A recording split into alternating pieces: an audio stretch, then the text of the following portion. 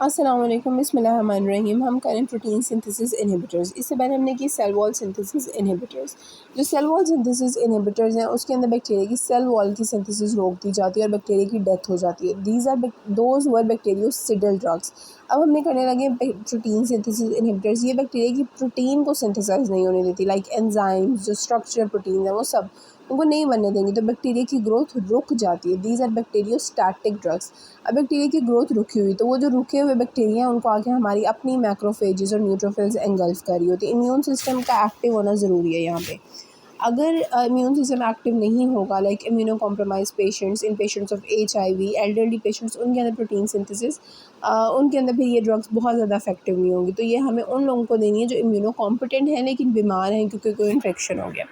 अब जो ये काफ़ी इंपॉर्टेंट ड्रग्स हैं, क्लिनिकली बहुत यूज़ की जाती हैं, जितनी भी हम इसके अंदर पढ़ेंगे आपने नाम सुने होंगे सबके। टेट्रासाइक्लिन, अमाइनोग्लाइकोसाइड्स, मैक्रोलाइड्स, एरिथ्रोमाइसिन बहुत कॉमनली दी जाती है। तो ये सारी ड्रग्स तो हैं। बल्कि ये फार्माकोलॉजी पढ़ने से पहले मुझे ऐसा लगता था कि गला दर्द की एक सबसे बेहतरीन दवाई एरिथ्रोमाइसिन, तो क्योंकि मेरा उससे हमेशा ठीक हो जाता है, तो इसीलिए कि यानी कि हमारे घर ये वो मेडिसिन हैं जो कहीं ना कहीं हमारे घर में ज़रूर पड़ी होती हैं। तो खैर, जो बैक्टीरियल राइबोसोम्स हैं उसके अंदर 70S का वो होता है, उसके दो पार्ट्स होते हैं 50 एंड 30S, और यूकैरियोटिक राइबोसोम्स 80S का होता है। ठीक है, उसका साइज़ का ही फ़र्क है। तो अगर हम कोई ड्रग दे रहे हैं तो वो 70S के लिए हम दे रहे हैं, तो 80S पे उसका कोई एक्शन होगा नहीं होगा। तो जो हमारे अपने सेल्स हैं उनको कोई फ़र्क ही नहीं पड़ा, और जो बैक्टीरिया के सेल्स हैं उनकी डेथ हो रही है। तो ये कितनी अच्छी बात है। तो यही हमें चाहिए हमारी ड्रग्स के अंदर।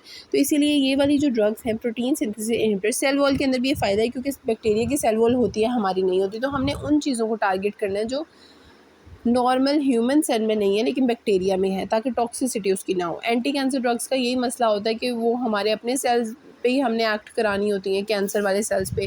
तो बहुत ज़्यादा उनकी टॉक्सिसिटी होती है, बालों वाले सेल्स को अफेक्ट, हेयर सेल्स को, स्किन सेल्स को, हर जगह अफेक्ट आ रहा होता है। तो कीमोथेरेपी का यही सबसे ज़्यादा मसला हो रहा होता है जो एंटी कैंसर होती है। लेकिन बैक्टीरिया के खिलाफ वाली थोड़ी बेहतर है, साइड इफ़ेक्ट्स इनके कम होते हैं एंटी कैंसर के अलावा ना।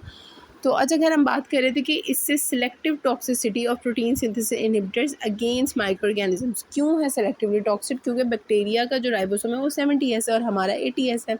अगर क्लोरमफेनिकोल बहुत ज़्यादा भी हम दे दें तब भी वो 80S राइबोसोम से बाइंड नहीं करती, क्योंकि वो 80S का क्लोरमफेनिकोल ने 70 के साथ बाइंड करना है। तो वो क्या करती है, वो माइटोकॉन्ड्रिया के राइबोसोम्स को अफेक्ट कर सकती है। ये हमारा सेल है, इसके ऊपर क्लोरमफेनिकोल का कोई एक्शन नहीं है। अगर बहुत ज़्यादा हमने कंसनट्रेशन दे दी है तो क्लोरमफेनिकोल इसके अंदर जा सकती है, लेकिन फिर भी माइटोकॉन्ड्रिया के अंदर जो राइबोसोम्स है ना उसको डिस्टर्ब करेगी, नॉर्मल साइटोप्लाज्म के राइबोसोम्स को अफेक्ट नहीं कर सकती। इस तरह टेट्रासाइक्लिन्स का भी यही हिसाब है। लेकिन टेट्रासाइक्लिन्स का एक ये भी सिस्टम है कि उनको ना हमारे सेल्स, मेमेलियन सेल्स, उनको सेल के अंदर एक्यूमुलेट ही नहीं होने देते। सेल्स के अंदर एक्टिव फ्लक्स पंप लगे होते हैं, जिससे टेट्रासाइक्लिन सेल के अंदर एक्यूमुलेट ही नहीं होती और उनका कोई एक्शन ही नहीं होता। ये बैक्टीरिया ने भी ये सिस्टम शुरू किया है, और जो टेट्रासाइक्लिन्स के अगेंस्ट रेजिस्टेंस है ना वो भी ऐसे ही डेवलप होती है, एक्टिव फ्लक्स पंप्स के थ्रू। अब फिर उसके बाद इनकी क्लासिफिकेशन अगर हम करें तो प्रोटीन सिंथेसिस इनहिबिटर्स की जो क्लासिफिकेशन है वो दो बेसिस पे मैंने खुद ये किया है कि आप डिवाइड कर लें उनको 50S और 30S की बेसिस पे। जोन सी ड्रग्स 30S सब यूनिट पे एक्ट करेंगी और जोन सी ड्रग्स 50S पे बाइंड करेंगी। जो 30S पे बाइंड करती हैं वो है अमाइनोग्लाइकोसाइड्स एंड टेट्रासाइक्लिन्स। तो अब याद कर लें 2-3 एक नंबर होता है ना, 2023 चल रहा है, तो 2023 में आखिर में हमने क्या पढ़ा, 2-3, 2 और 3। तो दो ड्रग्स हैं जो 30 पे, यानी दो ड्रग्स हैं जो 30S पे काम कर रही हैं। तो वो वाली दो ड्रग्स कौन सी हैं, वो टाटा, हम टाटा एक कंपनी भी है ना इंडिया की, और हम अक्सर टाटा बाय बाय भी कहते हैं, इस तरह का कुछ होता है। तो जो टा से आप याद कर लें, T फॉर टेट्रासाइक्लिन और A फॉर अमाइनोग्लाइकोसाइड्स, ये दो ड्रग्स ऐसी हैं जो 30S के ऊपर कहाँ बाइंड करेंगी, 30S के ऊपर बाइंड करेंगी। ठीक हो गया, अमाइनोग्लाइकोसाइड्स एंड टेट्रासाइक्लिन। जो 50S पे बाइंड करेंगी वो ड्रग्स हैं मैक्रोलाइड्स, क्लोरमफेनिकोल, लाइनिसोलेट, स्ट्रेप्टोग्रामिन। इसके अलावा अगर आपको कोई और भी प्रोटीन सिंथेसिस इनहिबिटर मिले वो भी इसी में आपने डाल देना 50S, क्योंकि 30S वाली यही दो हैं। अब जो 30S पे बाइंड करती हैं उनका क्या एक्शन है और जो 50 पे उनका क्या एक्शन है, उससे पहले आपको प्रोटीन सिंथेसिस आनी चाहिए। अब प्रोटीन सिंथेसिस नॉर्मली होती कैसे, अब ये मैं बहुत ब्रीफ सा बताऊंगी, लेकिन ये इंपॉर्टेंट है आपके लिए आगे, वरना आपको मैकेनिज्म ऑफ एक्शन ही समझ नहीं आएगा। नॉर्मली क्या होता है, मैसेंजर आरएनए आया साइटोप्लाज्म में, आके बाइंड कर गया राइबोसोम के पास, राइबोसोम के स्मॉलर 30S के साथ बाइंड किया ऐसे करके। फिर उसके बाद यहाँ लार्जर सब यूनिट में बाइंड हो गया, ये हमारे पास एक टर्नरी कॉम्प्लेक्स टाइप एक चीज़ बन गई। फिर लार्जर राइबोसोमल सब यूनिट के 3 उसके ना एक साइड्स होती हैं उसके अंदर, ये सारा कुछ आपने पढ़ा हुआ है बायोकेमिस्ट्री में। एक होती है E site, P site and A site. E for exit, P for peptidyl and A for aminoacyl site. अब जो पी साइट होती है ना, यहाँ पे क्या होता है, यहाँ पे आके एक ट्रांसफ़र आरएनए बाइंड करते हैं। सबसे पहले यहाँ पे आता है ट्रांसफ़र आरएनए, अलोंग विद उसके ऊपर अमाइनो एसिड लगा होता है एफ मेट फॉर्माइल मेथ्योनिन। ये वाला अमाइनो एसिड, ये सारा जो स्ट्रक्चर है ये हमेशा सबसे पहले आएगा, और इसके लिए कोडोन नीचे AUG होता है, ये आपको पता है सारी बातें। तो ट्रांसफ़र आरएनए के ऊपर लगा होता है, क्या लगा होता है, एफ मेट, ठीक हो गया। फिर उसके बाद नया अमाइनो एसिड आएगा अलोंग विद ट्रांसफ़र आरएनए, और वो किधर आएगा, ए साइट पर। ये बात काबिल नोट है कि जो फर्स्ट वाला अमाइनो सब एफ मेट वाला आया वो किधर आया, इनिशिएशन कोडोन वाला, वो पी साइट पर आया। उसके बाद जितने भी अमाइनो एसिड है, docking of amino acid occurs at A site, amino acyl site उसे कहते हैं ना।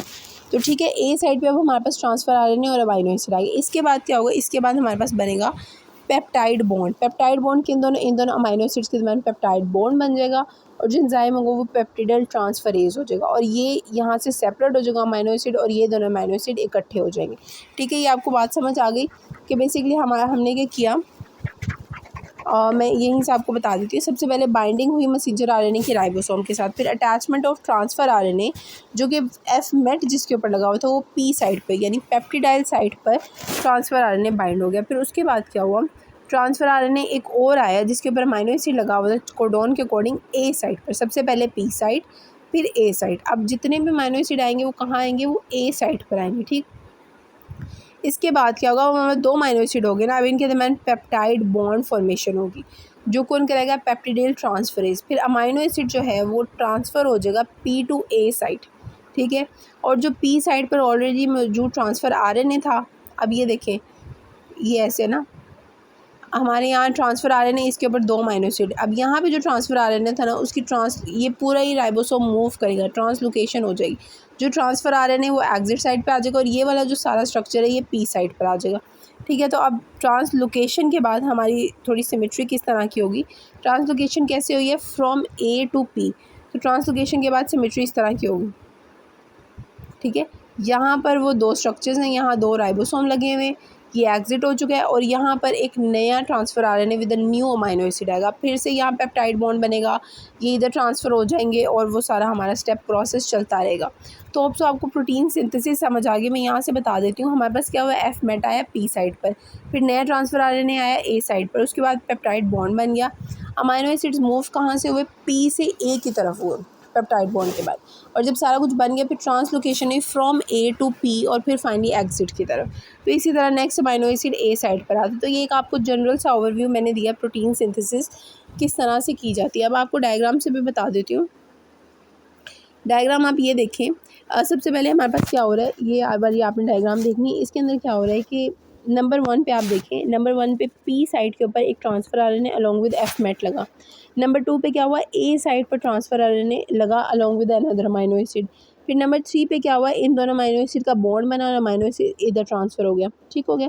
फिर 4 पे क्या हुआ, वो दोनों अमाइनो एसिड वापस पी साइड पर आ गए, तो और फिर नया अमाइनो एसिड ए साइड पर आ गया। तो ये मैंने आपको बताया कि ये क्या है, प्रोटीन सिंथेसिस।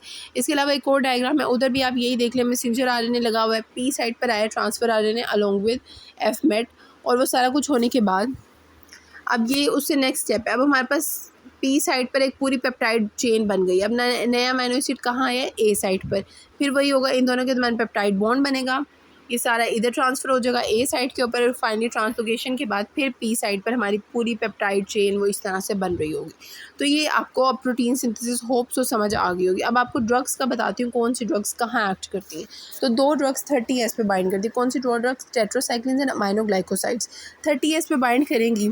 तो बेसिकली जो भी 30S पे बाइंड करना है ना, उसने इनकी बाइंडिंग को इनहिबिट कराना है, ठीक है।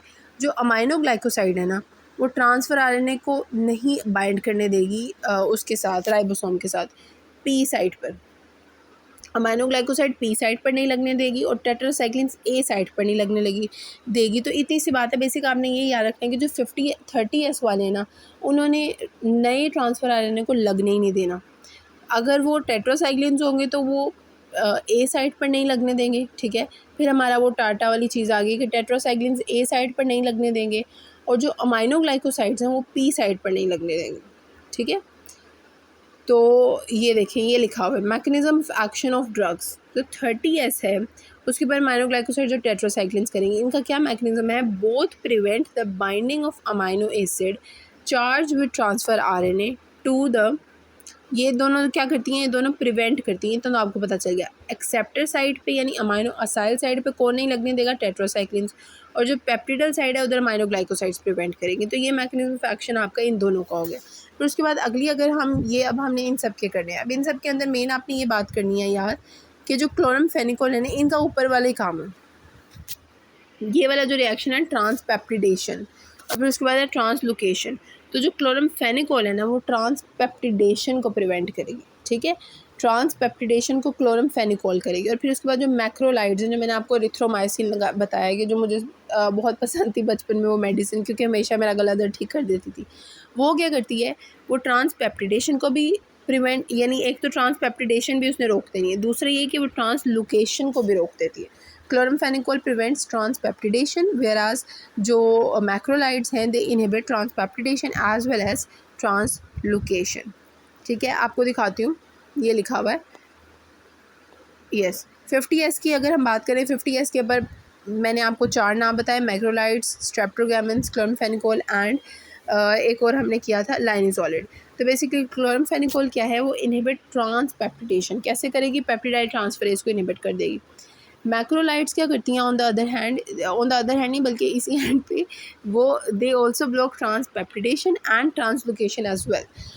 ये तो हो गया, इन दोनों का ऑलमोस्ट सेम था। फिर उसके बाद अगर हम बात करें स्ट्रेप्टोग्रामिन्स की, स्ट्रेप्टोग्रामिन्स क्या है, इनके अंदर एक फ़र्क बात ये है कि ये प्रोटीन सिंथेसिस इनहिबिटर्स हैं, लेकिन अगर कोई बहुत ही ससेप्टेबल ऑर्गेनिज्म है तो उनके लिए बैक्टीरियोस्टैटिक की बजाय बैक्टीरियोसिडल हो सकती है।